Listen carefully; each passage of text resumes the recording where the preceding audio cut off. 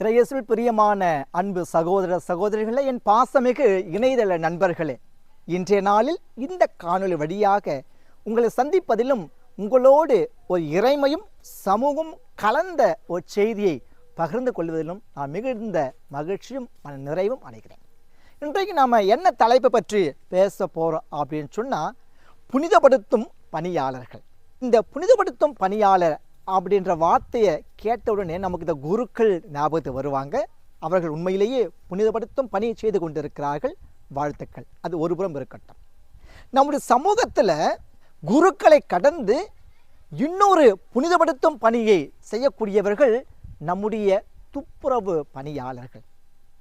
உண்மையில் பார்த்தா இயேசு இந்த சமூகத்தை, இந்த மனத ஆன்மாவை தூய்மைப்படுத்த, துப்புரவு செய்ய, புனிதப்படுத்த வந்தார். அப்போ இயேசுனுடைய அந்த உண்மையான பணியை செய்யக்கூடியவர்கள் குருக்கள், அதோடு சேர்த்து இந்த துப்புரவு பணியாளர்கள். இவருடைய வாழ்வின் எப்படி இருக்கிறது என்று நாம் சிந்திக்க போகிறோம். இந்த துப்புரவு பணியாளர்கள் குறித்து உங்களுடைய கருத்துக்களை நீங்கள் கமெண்ட்டில் பதிவு செய்யுங்க. அது எனக்கும் பிறருக்கும் உதவியாக இருக்கும்.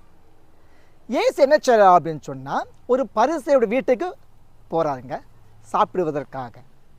அங்கே நிறைய பரிசையில் இருக்கிறாங்க, படித்தவள் இருக்கிறாங்க, பொறுப்பாளர் இருக்கிறாங்க, இன்னும் மிகப்பெரிய ஆளுமைகள்லாம் இருக்கிறாங்க.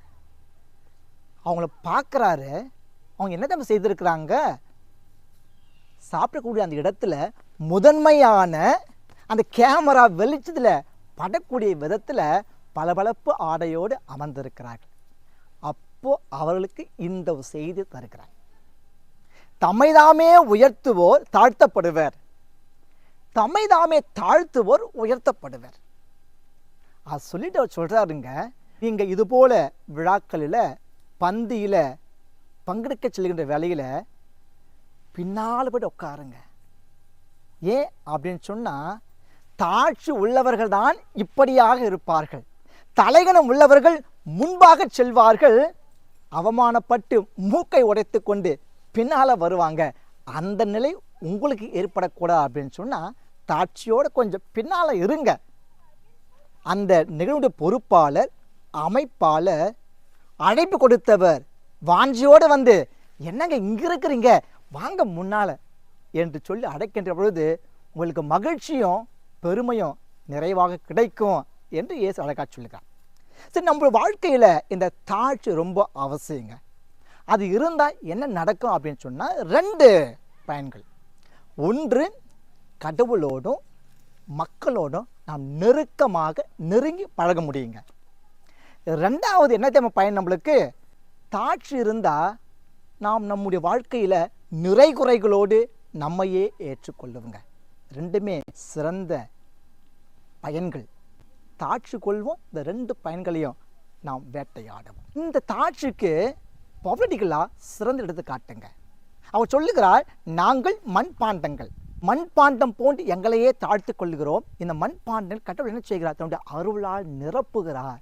எனவே நீங்கள் உங்களையே மண்பாண்டங்கள் போன்று தாழ்த்து கொள்ளுங்கள் அப்படின்னு சொல்கிறேன். சீராக புத்தகத்தை நம்ம அழகாக வாசிக்கிறேங்க. அந்த நூல் ஆசி சொல்லுகிறார், குழந்தாய், நீ என்ன பேசினாலும் என்ன செய்தாலும் பணிவோடு செய், அப்பொழுது ஆண்டவருடைய அருள் உனக்கு கிட்டும் என்று சொல்லுகிறார்.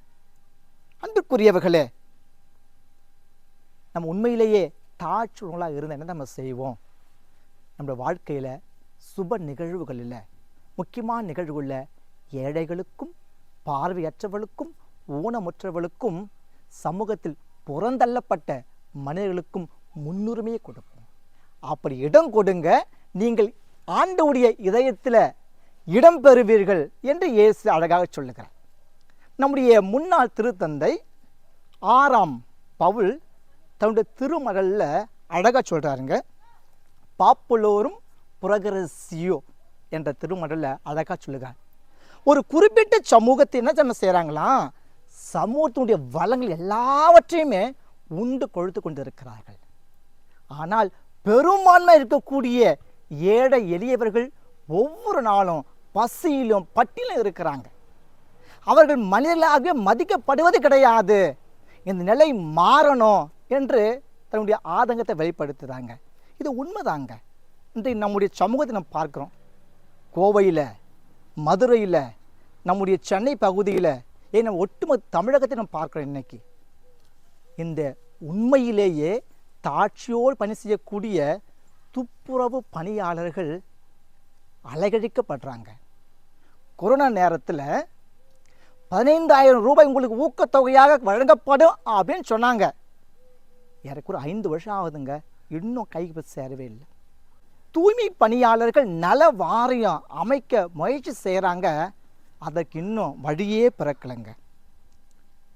அவளுக்கு வேலை செய்வதற்கு, அழுக்கில் வேலை செய்வதற்கு ஒரு கை க்ளவுஸு, காலில் ஒரு ஷூ, ஒரு மழை காலத்தில் தங்களை பாதுகாத்து கொள்ள ஒரு கோட்டு, எதுவுமே இல்லாமல் அழுக்கிலையும் வெள்ளத்திலையும் பசியிலும் பட்டினியிலும் தன்மானம் இழந்து பணி செய்து கொண்டிருக்கிறார்கள்.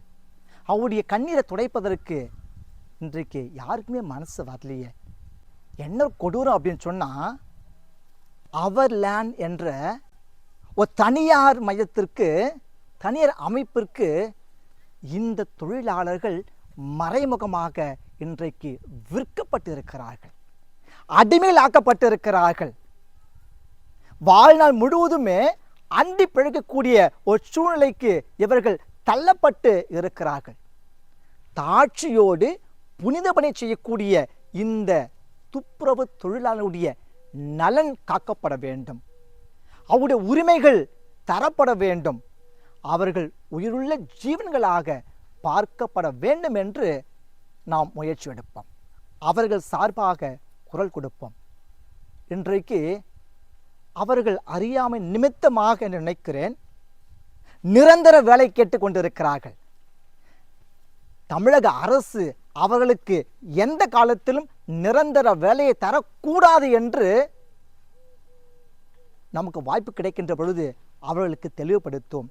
ஏனென்றால் ஒருவேளை அவர்கள் இந்த துப்புரவு பணி செய்வதிலே நிரந்தர பணியாளர்களாக மாற்றப்பட்டு விட்டால் கொத்தடிமைகளாக இன்னும் பல தலைமுறைக்கு அவர்கள் துப்புரவு பணியாளர்களாகவே இருப்பார்கள்.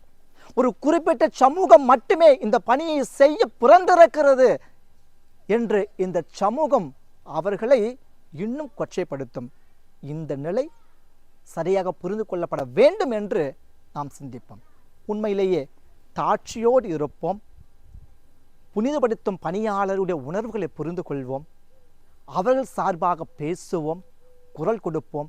அவருடைய உரிமைகளுக்காக நாம் நம்முடைய எழுத்து பணியை தொடங்குவோம், பேச்சு பணியை தொடங்குவோம். அவளோடு இணைந்து பணி செய்ய விரும்புவோம். அப்பொழுது இறைவனுடைய இல்லத்தில், உள்ளத்தில் நிரந்தர குடிமக்களாக நாம் மாறுவோம்.